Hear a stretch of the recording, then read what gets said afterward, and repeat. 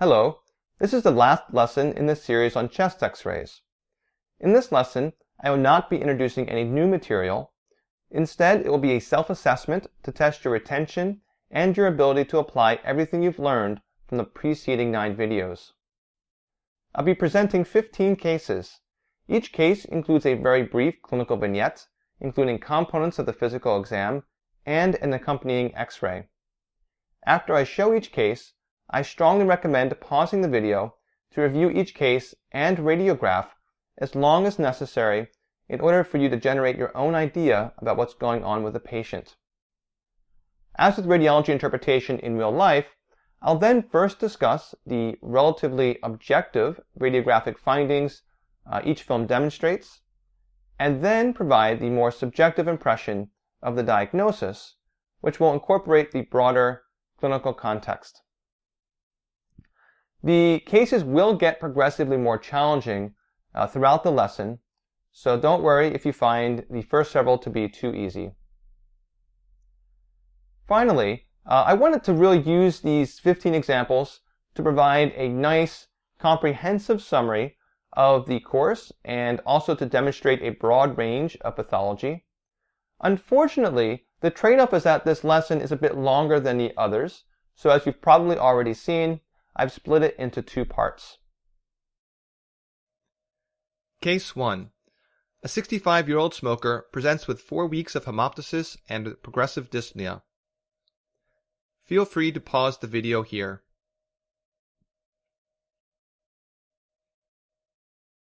So the primary radiographic finding in this first case isn't exactly subtle. There is complete whiteout of the right hemithorax with rightward deviation of the trachea, as well as the entire mediastinum. The left lung appears normal. What are some conditions that might cause this? If we pull up the differential diagnosis for tracheal shifts from lesson 4, we see that they are divided into those which cause the trachea to be deviated away from the abnormal side, and those which cause it to be deviated towards the abnormal side, as in this case. Since there is not any history provided of prior lung surgery, and neither pleural nor pulmonary fibrosis would cause a lung whiteout, right lung collapse is really the only possibility. Why would someone develop a complete lung collapse? In the setting of a smoker who is presenting with a subacute history of hemoptysis, the most likely explanation is an endobronchial lung cancer.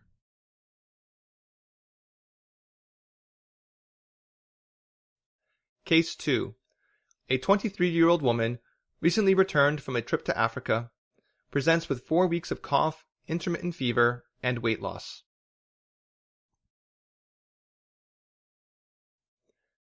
The first thing you probably noticed was the dense opacification of the right lower lung field on the PA film. Examining the lateral film, we see that the patient has an opacity in the inferior posterior part of the lung. Thus, this opacity is in the right lower lobe. This is a great example of the spine sign, in which there is an interruption in the normal progression to increasing lucency as one moves inferiorly down the spine on the lateral film. In addition, this opacity is well defined and dense enough to be referred to as a consolidation. On the PA film, if you examine this area more closely, I think you may be able to make out an air bronchogram. What is the etiology of this focal lung opacity? Let's take a look at the etiologies of focal lung opacities from lesson 8. In this case, pneumonia is by far the most likely. The patient is too young for malignancy to be likely. She has no suggestion in the history or exam of a DVT or PE, and the remaining diagnoses are much less common. In lesson 8, I also discussed 5 radiographic subtypes of pneumonia. In this case, the consolidation is dense, appears to conform to the general shape of the right lower lobe, and there is no suggestion of cavitation. Therefore, this is a lobar pneumonia. In addition, although it is much more subtle, there appears to be the additional finding of some fullness just to the right of the trachea, which in the context of a probable pneumonia is most likely to be paratracheal lymphadenopathy. So in summary, the primary findings are a right lower lobe consolidation and possible right paratracheal lymphadenopathy. The impression, given the patient's history and exam, is that the patient has a right lower lobe lobar pneumonia. Lobar pneumonia is most commonly seen in the context of a community-acquired pneumonia caused by Strep pneumoniae or another relatively common pathogen like that. However, in this case, given the relatively long duration of symptoms, cachexia, and recent travel to an endemic area, tuberculosis should also be a strong consideration. Case 3. A 38-year-old man with IV drug abuse presents to the ER with fever and a new heart murmur, suspected to be secondary to endocarditis, who developed progressive hypotension and respiratory distress over the first 12 hours after admission.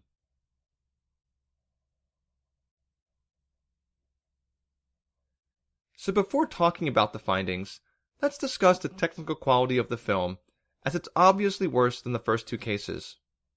First of all, the patient is rotated, not just around one axis, but around two. He's rotated with his right side lower than his left, which is generally a non-issue.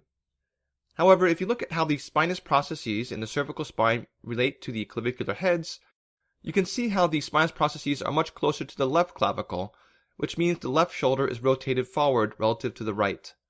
This can impact assessment of the cardiac and mediastinal silhouette.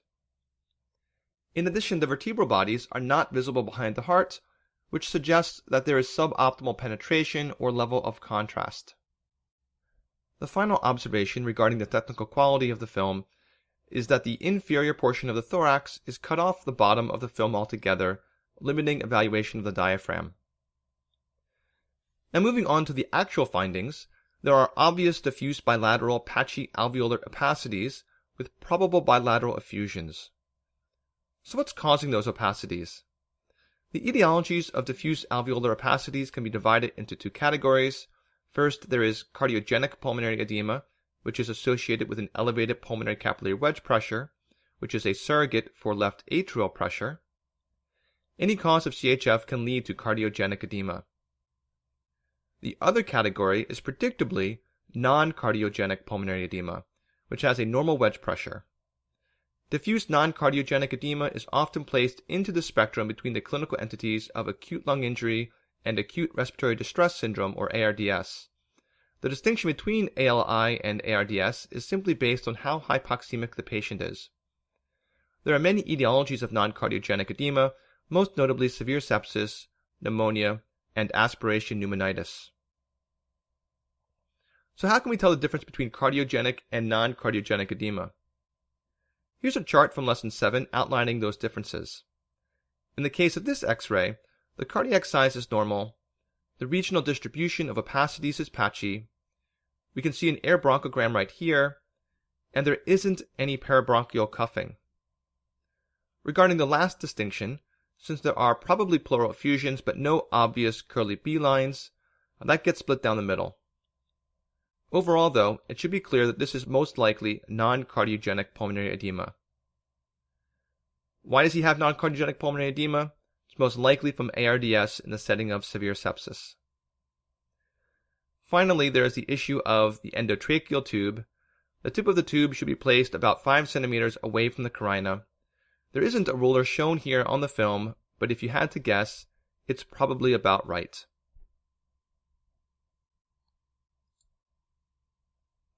Case 4. A 68-year-old man presented to the ER 2 days ago with dyspnea and weight loss, found to have a large left pleural effusion, which was drained via chest tube.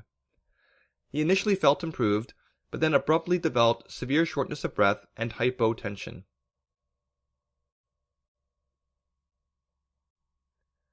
So there's obviously a couple things going on here. Starting on the patient's left, we can see that where the left lung is supposed to be, it is completely devoid of lung markings, thus a large pneumothorax. This appears to be related to some technical problem with the chest tube, which is coiled up at the bottom of the film and appears to be extrathoracic. That is, it looks like it just fell out. As bad as a pneumothorax this large would be for the patient normally, his situation is even worse, as the rightward shift of the heart and mediastinal structures strongly suggests he has a tension pneumothorax. In a tension pneumothorax, air can continue to leak into the pleural space, but it can't get out. As the pressure builds, it shoves everything else out of the way and impairs cardiac filling to the point that cardiac output and thus blood pressure start to drop. This is a true emergency, in which the patient may have only minutes to have the lung decompressed before arresting. After that, the other major finding is almost like an afterthought, but the right lung is highly abnormal as well, containing innumerable tiny pulmonary nodules. There isn't really any radiographic clues as to the etiology, and even given the history of significant weight loss, this still could be anything from diffuse metastatic disease to miliary tuberculosis. In the case of this patient, a subsequent colonoscopy found a large adenocarcinoma, and PET scan found diffuse metastases throughout the body. Case 5. A 76-year-old woman presents with 1 week of progressive dyspnea and bilateral leg swelling. She reports her medical history is most notable for some type of heart valve surgery 30 years ago. The first thing you probably noticed is her cardiac silhouette looks large. The cardiothoracic ratio is equal to the maximum horizontal cardiac width divided by the maximum horizontal thoracic width as measured between the inner rib margins. Cardiomegaly is considered to be present if this ratio is greater than 50% on a PA film, which it clearly is in this case. While on the subject of heart size, a much more subtle finding has to do with the airways. In Lesson 5, I discussed how splaying of the carinal angle, that is the angle between the right and left mainstem bronchi, beyond 90 degrees is suggestive of left atrial enlargement. Next, there are some sternotomy wires, and right in the middle of the cardiac silhouette appears to be some form of foreign body, which looks awfully suspicious for an artificial heart valve.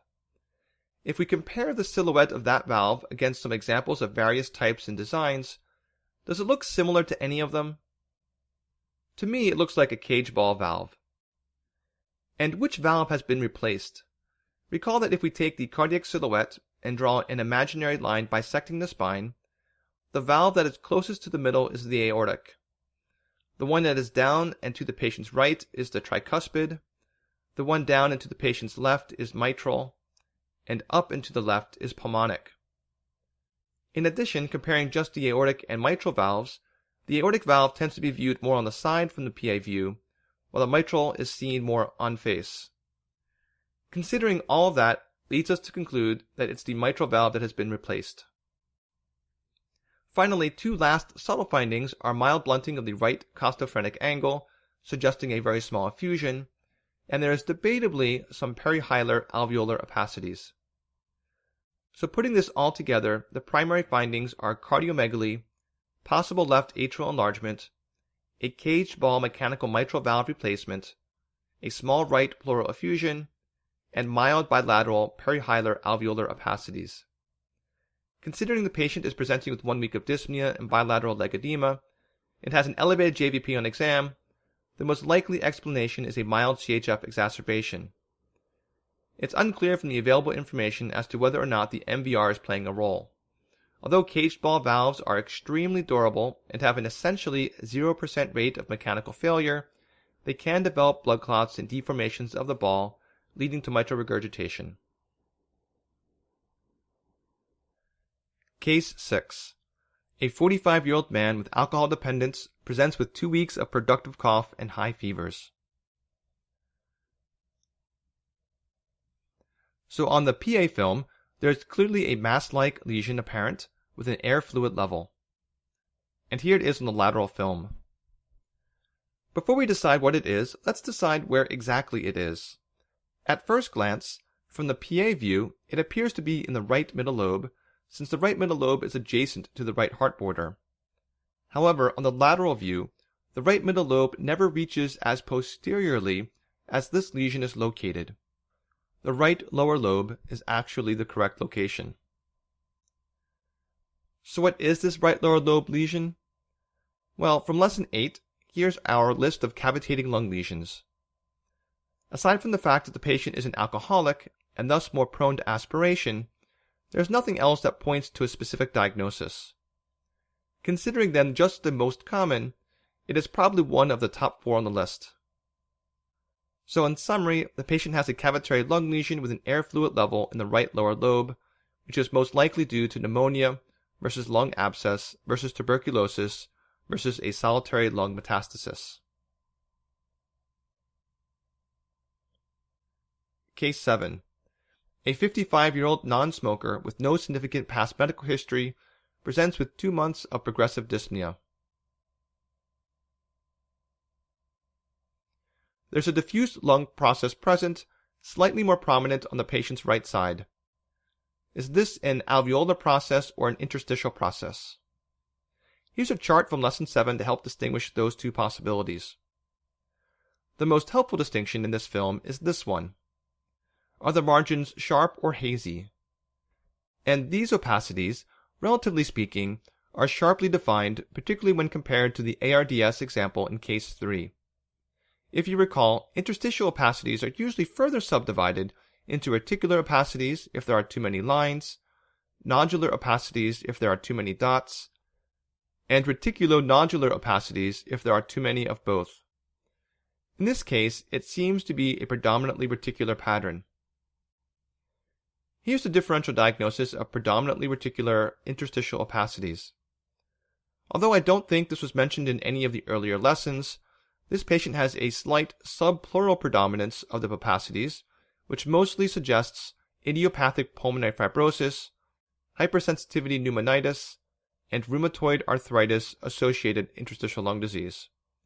Since there is no mention of a history or exam findings suggestive of RA, either IPF or hypersensitivity pneumonitis are the most likely diagnoses.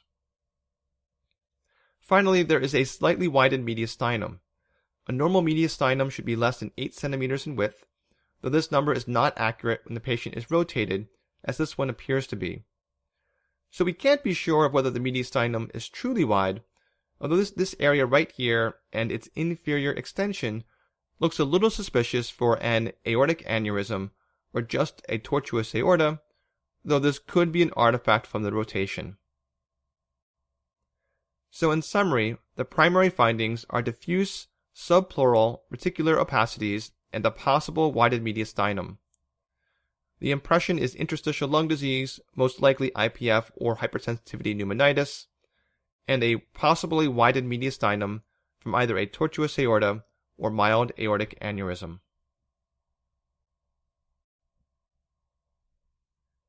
Case 8. A 74-year-old woman, status post a dual-chamber pacemaker implantation for sick sinus syndrome, who is now presenting with syncope. The first thing to notice here is that there is something fishy about the wires coming out of the generator, particularly this structure here. What is that? That is actually a fragment of the right ventricular lead, which seems to not be present along its usual course in the subclavian vein and SVC. But if we look down here, there's the lead coiled up in the right ventricle, and it may even be looping back through the tricuspid valve into the right atrium. It's kind of hard to tell. So what this woman has isn't just a simple lead fracture, where the lead retains its normal position, but instead the wire has migrated distally. It can probably be retrieved from here, but it will be very difficult. And since a broken pacing wire can't conduct signal, it's no surprise the patient is bradycardic and syncopizing. That's it for part 1 of this final lesson on interpreting chest x-rays. Click in the corner to advance to part 2.